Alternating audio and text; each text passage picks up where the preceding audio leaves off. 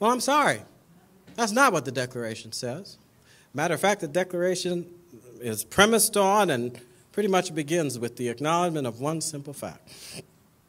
There is a government beyond all human power and government, and the United States of America is about a society that comes together formed of people who are committed to do what? Well, we call it in the Declaration the consent of the governed. Have you ever asked yourself, governed by whom? See, we don't usually. We make assumptions. Oh, we naturally assume that somehow or another that consent of the governed phrase meant that governments are based on the consent of those they govern. No, because in the context of the Declaration, which was, by the way, a declaration of independence of a government, right? You're standing there, you haven't got a government, not a human government. You're rebelling against your human government. You're saying that the injustice of that human government requires that you stand against it because of what? Your own whim, your own rule, your own fabricated understanding of what you want to do today? No. They did it in the name of what they said were unalienable rights endowed by our Creator. What does that mean? The phrase unalienable is one of those alien phrases these days. It's a stranger. It's a word that I don't know. I bet most people, they hear it, they know it means something, but they're not quite sure what. Why is that in there? See? I wouldn't give my rights to aliens anyway. And I mean by that, people who come from outer space, not people who come from outside the boundaries of the country. But so they're pretty bemused by it. But in that context, unalienable rights simply means that you are doing something that you have the lawful freedom to do, and that lawful freedom cannot be interfered with, thwarted, or otherwise impeded or taken away, because what you are doing is what? So much a part of your being as who you are, as who God has made you, that if that which you are doing is separated from you, your identity as that Creator made you will be undone. You will no longer be what you are supposed to be. Okay? Or to put it more simply, they are the things that allow us to maintain our status as human beings rather than submit to be treated as animals or stones. You understand what I'm saying? It's very simple then. An unalienable right is the permission, the permitted freedom to do something that it's impossible to deny without destroying your very nature as a human being. And what I find interesting and appalling is that we actually live in a time when, in a way, the issues that we confront are perfect illustrations of the meaning of that term. And yet they're never discussed in this way. We just had a decision by the Supreme Court of the United States in the Ehrbergfeld case, in which they purport to say that there's some right for homosexuals to marry and that they have to have equal rights with other people who are men and women who get married, and that is somehow sanctioned by our understanding of what is right and just. Is that true? Well, let's look at it in terms of that fundamental understanding in the Declaration. Endowed by their Creator, certain unalienable rights. So I look at it, and I'm not, let's not worry a moment. I'm not talking here about whether I approve or disapprove of homosexuality, whether it's good, bad, or indifferent activity, whether it's sinful and iniquitous and an abomination. I'm not talking about that right now. I will mention that, though, but I'm not talking about it. I'm not talking about that. I'm talking about another question that we have to ask positively. If somebody says this is the equivalent of an unalienable right, then it has to meet a certain basic criteria. You have to be able to show me where in our nature as human beings, the activity you're talking about, the action that you're talking about, the choice that you're talking about is essential not only to the existence of a human individual, not only to the well-being and welfare of a human individual, but essential to the existence and perpetuation of human nature itself, without which that nature is being degraded, destroyed, and threatened with extinction. Can any of you think of an activity that is more identical with the requirement I just outlined than the responsibility for procreation? Because I can't. I think it fits the bill perfectly.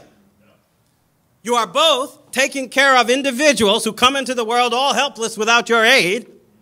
You are answering to your responsibility to the Creator who brings them into the world in that helpless condition, lays them before you for you to choose for or against the responsibility that He has entailed upon your act of procreation. And when you choose to accept that responsibility, you move forward to do what is right. Therefore, you have the right when you act, and no power on earth is free to interfere with that activity, for it is ordained by God. I don't see how it could get any clearer than that. So the burden of proof was on the Supreme Court to prove that that kind of a right was involved in homosexual activity. And as Mr. Vieira said at several reprises during his talk, they didn't try to do that in the Supreme Court's opinion because they couldn't do it. It can't be done. Right? To pleasure yourself this way or that, making use of the conformation of the body for procreation, this may satisfy you a good deal. It may gratify you. It may even be some expression in your mind of goodwill towards some fellow human being as you think of it. But essential to the perpetuation of humanity, necessary to the very nature of man, the very assertion degrades the meaning of right, equates it with that which is pure human whimsy, taking it out of the grade of action that in fact rises above the power of human law, because it responds and corresponds to the requirement of God's law, which supersedes all human will. Now, what I just said, y'all, that was the simple, plain, clear logic of the Declaration. It's where the founders stood when they resisted the British tyranny. And what did they resist the British tyranny over? They resisted British tyranny over the fact that they were imposing taxes without the consent of the people, without being processed through their legislatures, without therefore meeting the requirements of just government. And by the way, if you go back and look at the circumstances, I've read several analyses that suggest that, contrary to what some people sometimes suggest, they didn't rebel against the taxes because they were onerous taxes that they couldn't afford to pay and all this. That's nonsense. A matter of fact, one case I read that was particularly well made, I thought, established the point that they actually cut the taxes in order to induce more consumption from the colonies. So if you were simply going after a materialist equation, the way people encourage us to do now, the founders would say, well, we're going to be spending much less money. Our pocketbooks are going to be more full this way. Why are we worrying about these abstract rights? This is just a wise decision that has been made by the British administrators for our good. And they would have all gone home, drunk their tea, spent the extra money probably buying some coffee instead. No, they didn't do that, did they? They actually went to war, decided to spill blood.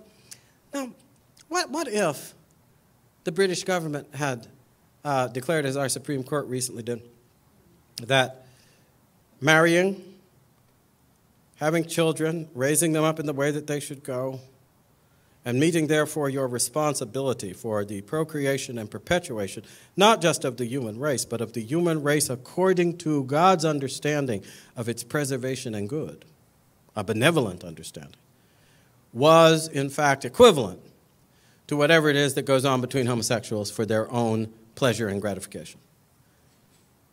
What do you think the first generation of this country would have done? See? I believe they wouldn't have continued with their tea party and put their little dainty pinkies up to swallow some more of the swill.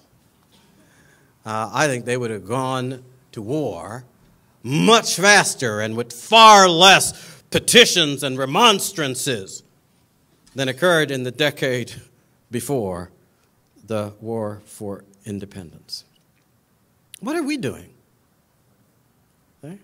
This is not just an assault on some abstract notion. This is an assault on the very thing that represents the most concrete expression of unalienable right you could possibly imagine, and that therefore gives rise to something that is also, in some ways, so profound that we've forgotten about it. It gives rise to the form of government that is antecedent to all other human governments.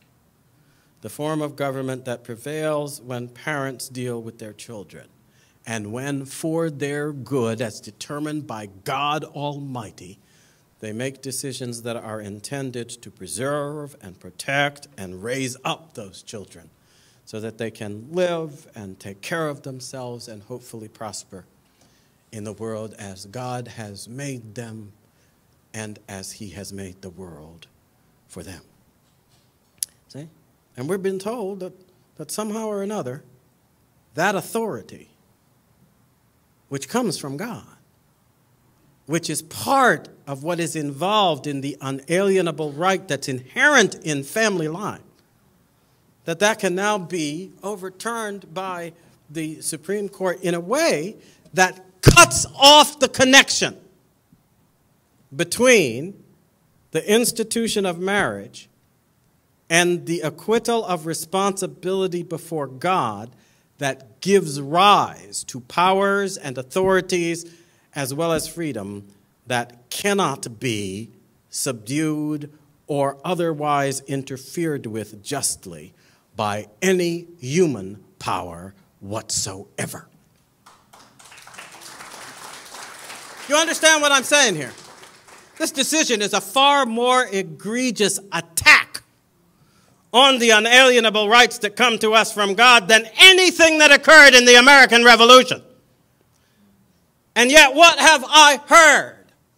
What have I heard from all these various and assorted quarters, including these people who are dead? I'm for Constitution, I'm for your rights, I'm for opposing this bad decision, I'm for traditional rights. I frankly never understood why we even accepted the notion that we were defending traditional marriage. No, tradition simply refers to what has been handed on from one generation of human beings to another. What's involved in marriage, what's involved in unalienable right, is not what is handed to us by our ancestors, but what was handed to them and to every generation of human beings by the hand of Almighty God.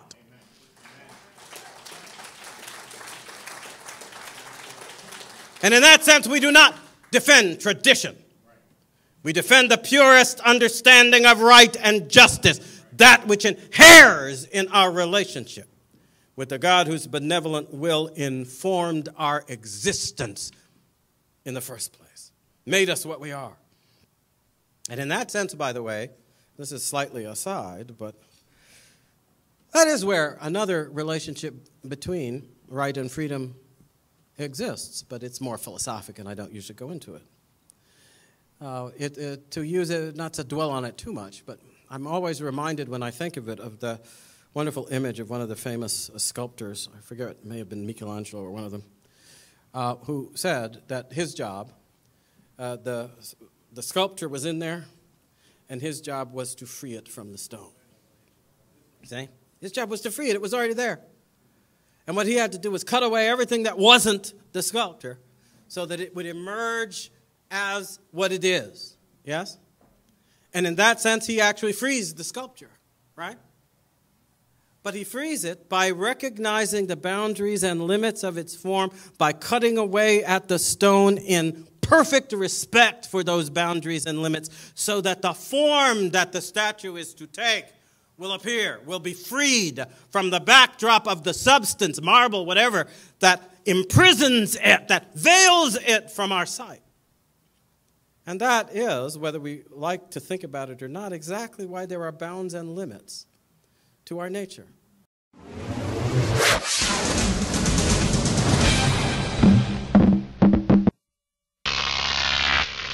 Rock TV.